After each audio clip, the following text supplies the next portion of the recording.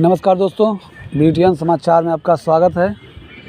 आपको बता दें कि आज हम एक बहुत महत्वपूर्ण विषय पर चर्चा करने के लिए आए हैं कि क्या नक्सलवाड़ी आंदोलन जो चला था उसके जो अगुवा थे, नेता थे चारू मजुमदार, क्या उनके आंदोलन का अब दुरुपयोग हो रहा है?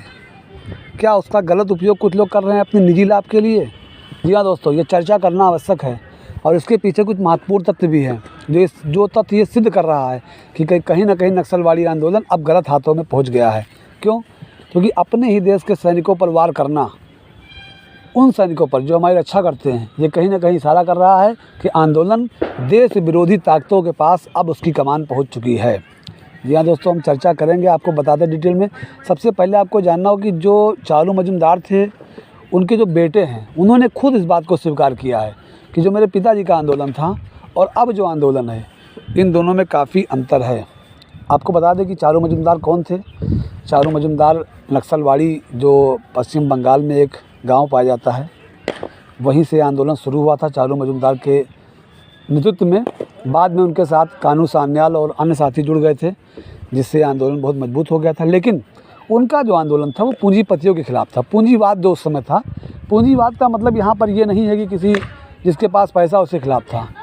जो लोग गरीबों की ज़मीन छीनते थे, जो लोग गरीबों का शोषण करते थे, उनके लिए सशस्त्र क्रांति चारू मजुमदार ने किया।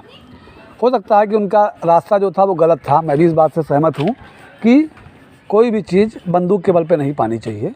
खून, हिंसा किसी चीज़ हिंसा को सही नहीं माना सकता है। लेकिन उनका उद्देश्य सही था चारू का, क्योंकि चारू ने जब आंदोलन चलाया, जो फंडिंग मिलती थी उनको, कभी भी उस फंडिंग का उन्होंने दुरुपयोग नहीं किया। आज भी उनके बच्चे बहुत ही सीमित संसाधनों में रहते हैं और ऐसा नहीं है कि उस पैसे का उन्होंने दुरुपयोग किया और वो बहुत बड़े नेता बन गए हों या उन्होंने अपने निजी स्वार्थ पे खर्च किया हो। और सबसे खास बात यह रही कि उन्होंने भारतीय सेना को कोई नुकसान नहीं पहुंचाया। उनका जो आंदोलन था वो भारतीय सेना के खिलाफ नहीं था। यही जो टेक्निकल बात है, यही इस बात को सिद्ध कर रही है कि आज का जो आंदोलन नक्सलियों का और जो चारू का आंदोलन था, वो दोनों अलग हैं। और चारू ने जो वेब क्रिएट किया था, वो वेब अब गलत लोगों के हाथ में पहुंच गई है। क्योंकि अपने ही सैनिकों पर हमारे अर्धसैनिक बल जो हैं वो कहाँ से निकलते हैं? वो किसी लैंडलॉर्ड के बच्चे नहीं होते हैं, वो भी गरीब घर के लड़के होते हैं, किसानों के, मजदूरों के बच्चे होते हैं, जो बंदूक लेते हैं, रोज़गार के लिए जाते हैं। रोज़गार की कमी है, गरीबी है, तो वैसे में वो अर्धसैनिक बल में देश भावना से प्रेरित होकर भर्ती होते हैं। और उन्हीं के ऊपर जो है आक्रमण करना कहीं ना कहीं इस बात को सिद्ध करता है कि अब आज का जो नक्सली आंदोलन है वो अपने ही लोगों को मार रहा है। क्योंकि अगर आप किसी मजदूर के बेटे को मारते हो, किसी किसान के बेटे को मारते हो, तो कौन सा आंदोलन आपने छेड़ कर रखा है? आप देखिए चारू ने क्या किया था। चारू उस समय जो जमींदार थे, जिन्होंने गरीबों का हक मारा था, वो उनके खिलाफ आंदोलन कर रहे थे। मैं उस चीज़ को सही नहीं मानता हूँ, मैं उस हिंसा को सही नहीं मानता हूँ। लेकिन जब बात चारू मजुमदार की होगी तो चर्चा तत्कालीन सरकार की भी होगी। जो लोग आज ये सवाल उठा रहे हैं कि देश के संविधान के साथ छेड़छाड़ हो रही है, उन्हें भी इस बात का जवाब देना पड़ेगा कि चारू को 10 दिन तक पुलिस में बिना किसी संवैधानिक दर्जे में रख कर उनको टार्चर किया गया और गैर कानूनी तरीके से उसको आप हत्या भी कह सकते हैं, उनकी वहीं पर डेथ हो गई। तो कहीं ना कहीं उस दौर की पुलिस ही उनके लिए जिम्मेदार थी। तो ये गलत था। खैर, हम उस पर नहीं जाएंगे चारू के साथ क्या हुआ। चारू के साथ जो हुआ वो तो उनके प्रशंसकों के लिए दुख की बात है, उनके जो समर्थक हैं। लेकिन हम चर्चा सिर्फ इस बात पे कर रहे हैं कि जो आज का नक्सली आंदोलन है और जो चारू का नक्सली आंदोलन था, क्या दोनों सेम है या दोनों में अंतर हैं? तो दोनों में अंतर हैं। अंतर इसलिए कि तथ्य मौजूद हैं। चारू ने कभी अपने अर्धसैनिक बलों के खिलाफ मोर्चा नहीं खोला। नक्सलियों की आए दिन सुनने में मिलता है कि दंतेवाड़ा में उन्होंने अर्धसैनिक बलों पर हमला कर दिया, हमारे 20 सैनिकों को मार दिया, हमारे 20 जवानों को घायल कर दिया। तो अब ये जो नक्सली हैं, इनको ये सोचना चाहिए कि जो हमारे सैनिक हैं वो कहाँ से निकल रहे हैं।